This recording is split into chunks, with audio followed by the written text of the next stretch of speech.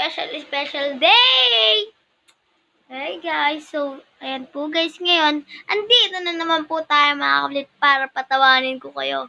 Sana may lalaki na lang para sa akin. Charot! Siyempre mga kablit, joke lang dahil bata pa lang tayo, dahil grade 5 pa lang tayo. Bawal muna tayo sa ganyan-ganyan. Next time na lang pag grade 17 na. Pag 17 years old na pala. Siyempre mga kakulit. Ang ganda sana. Uy, kala ko siya na yun. Uy! Si ate girl yung mga kakulit. Sana, sumahod na ako ngayon. Uy, wag na naman ako guys kalimutan sa vlog na to. Wag na naman kalimutan mag-like, share.